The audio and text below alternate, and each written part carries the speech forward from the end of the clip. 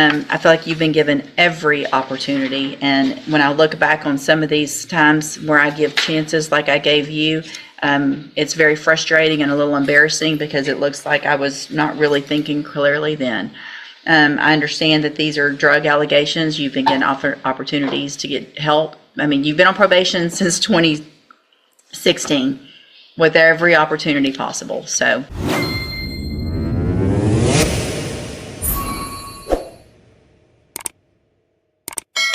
Yes, ma'am. And Mr. Paredes is on probation in cause numbers 16-24053, that one for prohibited weapon possession, 20-35328 for aggravated assault causing serious bodily injury, and 20-35329, also aggravated assault causing serious bodily injury. Was in court previously, entered pleas of true to counts 1, 2, 3, and 6. I've received an updated pre-sentence report. Have you both had an opportunity to review that report? Yes, Your Honor. Yes, Judge. Any additions or corrections? Nothing with that. Any testimony with regard to any of the other allegations? Mr. Smith? Judge, we have person here for. I'm sorry, I can't hear you. We had the probation officer here. If you'd like to hear from him, I believe that, yes, I did address. I mean, I have what he put in here, but I just am asking if there's any witness, if you want to put in on any testimony for the counts that were not pled true to or not. I would ask him a few questions if the state's not going to call him. So I guess we will do.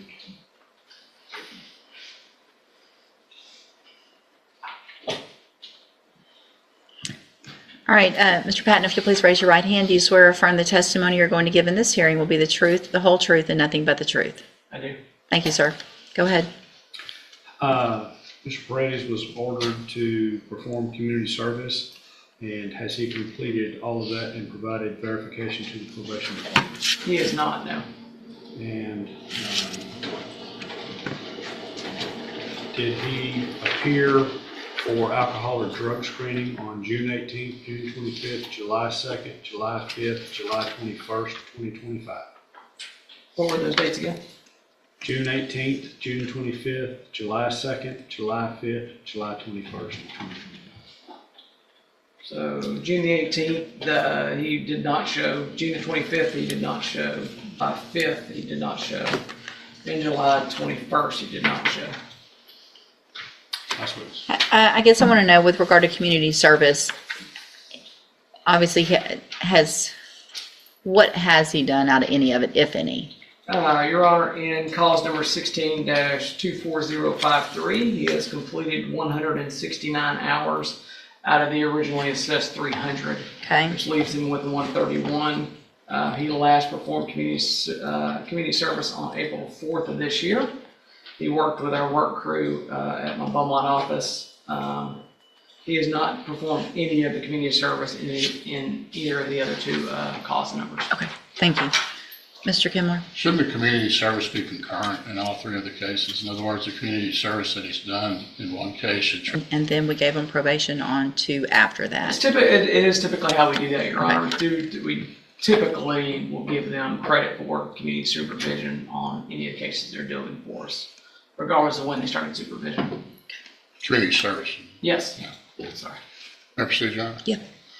How long have you supervised him, Mr. Patton? So I'm a supervisor at our department. I've seen Mr. Paredes on numerous occasions for administrative hearings, case staffings, and when I've held down a caseload when we've been in between officers. Because you have some familiarity with him. I do, yes, sir. And during the times that you supervised him directly, has he maintained proper demeanor with him? Yes, sir. Yes. Proper decorum, all those things? That is correct, yes, sir. And should he be continuing on probation, you would not be the supervising officer, that would be someone else, is that right? That is correct. I would not be supervising him.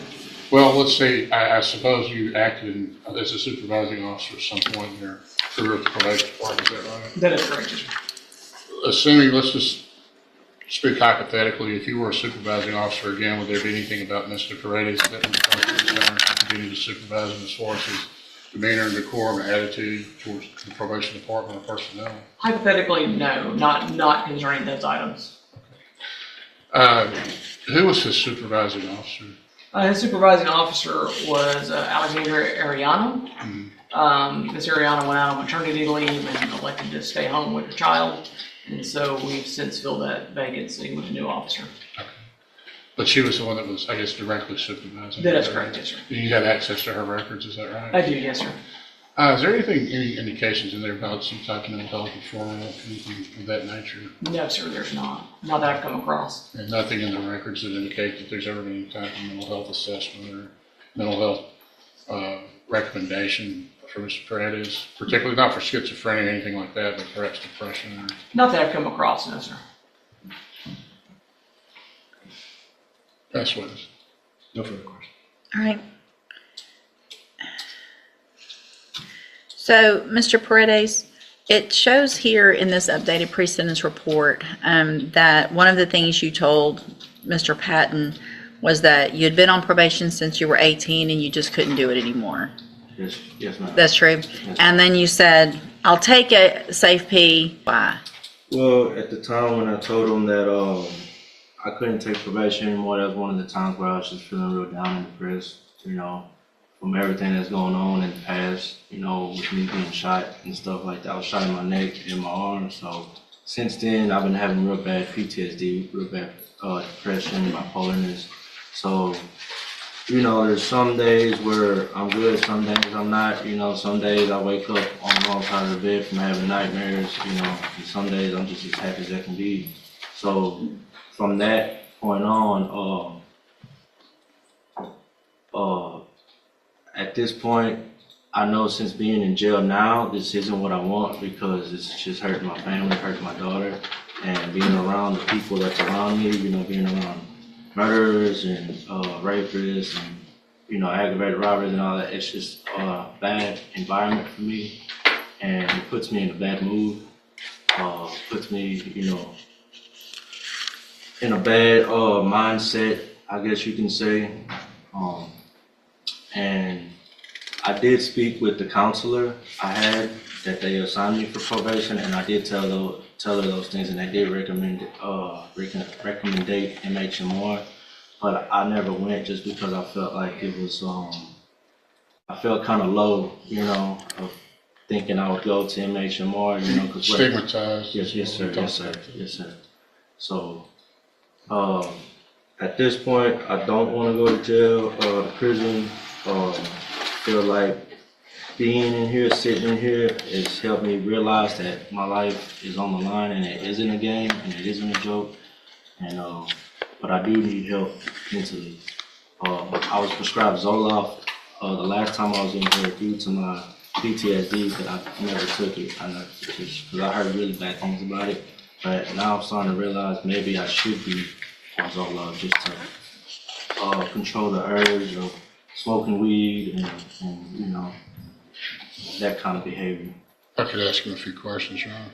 Sure. Wait, I'm sorry. Best you can, raise your right hand. Do you swear from the testimony you're going to give in this hearing will be the truth, the whole truth, and nothing but the truth? Yes, ma'am.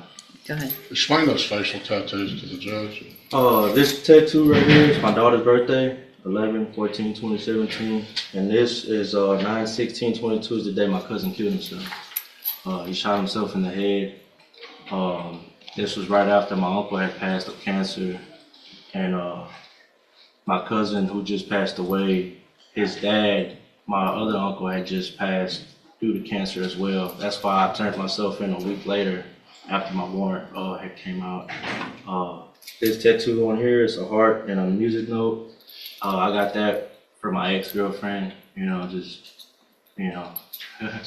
being dumb at the time. No gang affiliation. No gang affiliated tattoos on me. And you did turn yourself in on the warrant? Yes, sir. I did turn myself in. How are you maintaining employment when you're out? I always held a job. Even if it's working at Whataburger. What was your last job? Shipley's Donuts was my last job to maintain because I got laid off. I was with Bechtel. I was a carpenter for Bechtel for about 1.5 years. At the LNG plant? Yes, sir. LNG terminal? Yes, sir. What were you out, you a carpenter, Yes, sir. scaffold builder, what were you? We were doing woodwork, building decks and Okay. carports and lunch tents and that nature.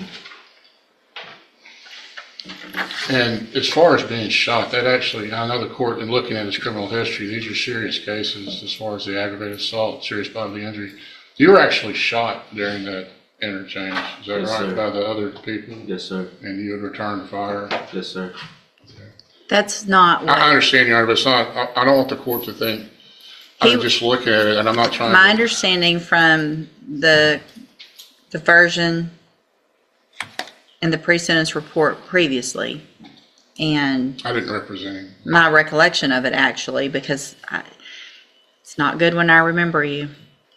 The fact that you were already on probation for a felony, Right. and then you came in and you admitted that you went there to shoot, you went there to go shoot Christy, but, which is your child's mother, right?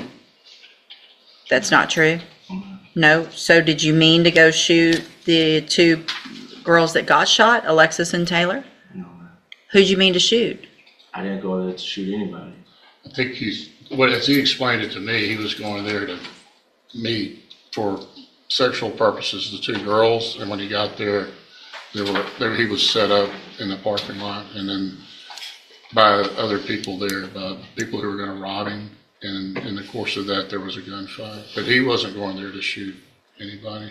All right, well, that's He was again, going there for an illegal purpose, that goes against everything that was said and everything that he agreed to back then, because, That's correct, Judge. We were getting ready for trial on this case. Yes. He was the aggressor. He was the one that fired first, and had he been a better shot, Alexis and or Taylor might Sure. have been killed, but he was there to go kill Christy.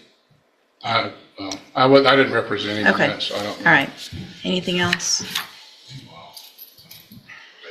All right, Mr. Smith, argument? Judge, I would agree with the probation that I believe he's only asking for safety now simply because it's the only alternative he sees to prison. I don't think he's sincere about it.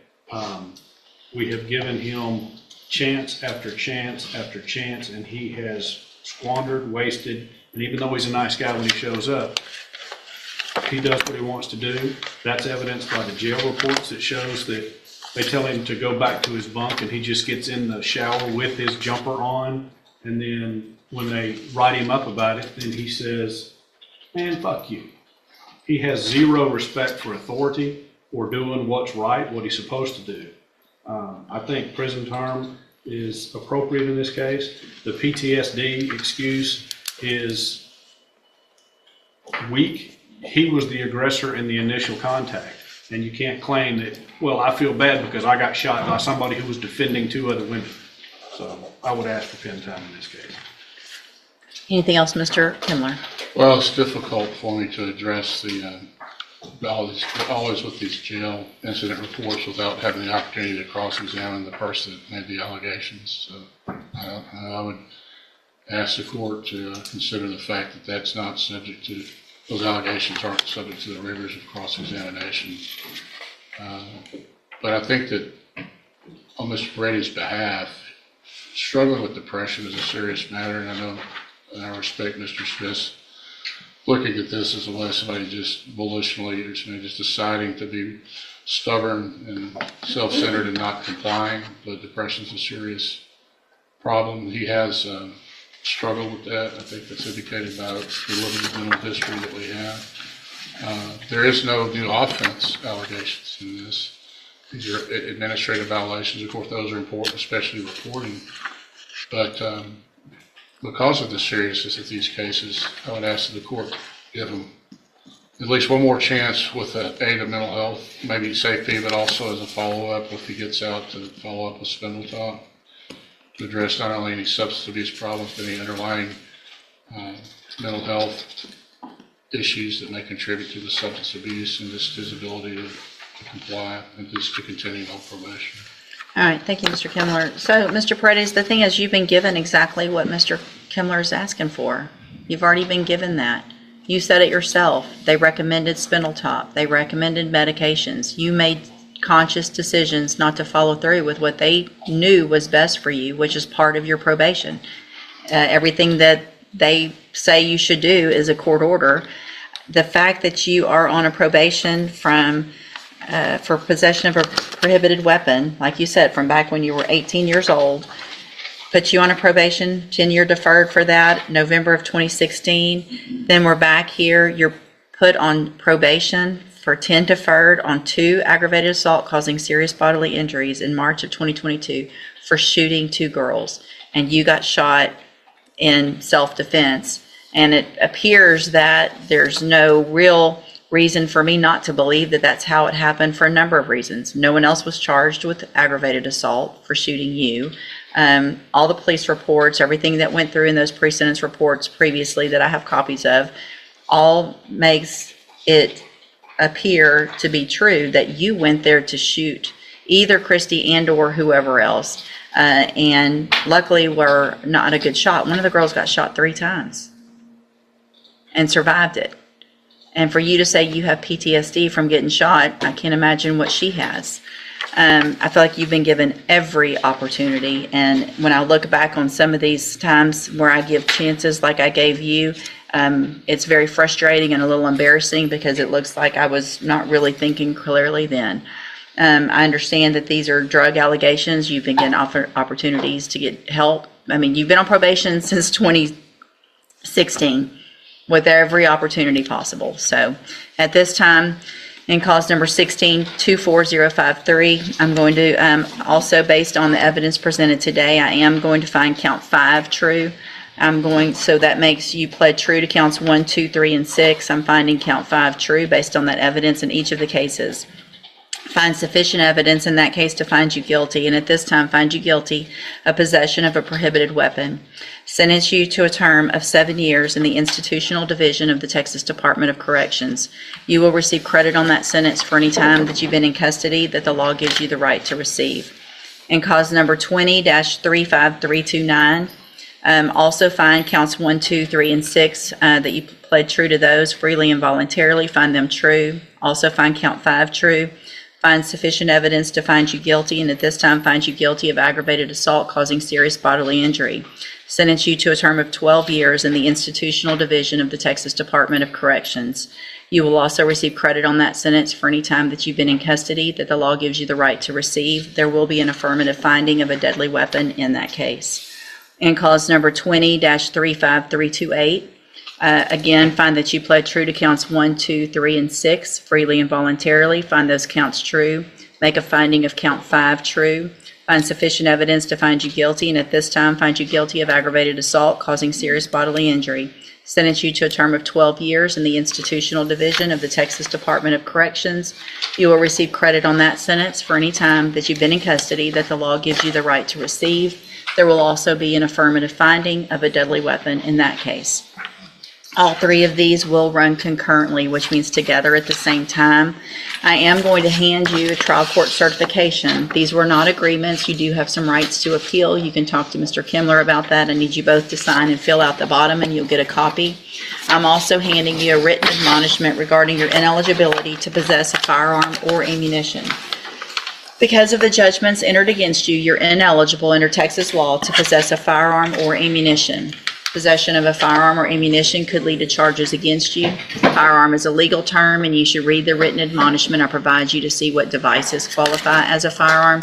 If you have questions about the laws that make you ineligible to possess a firearm or ammunition, or about how long that lasts, you can talk with Mr. Kimler. All right.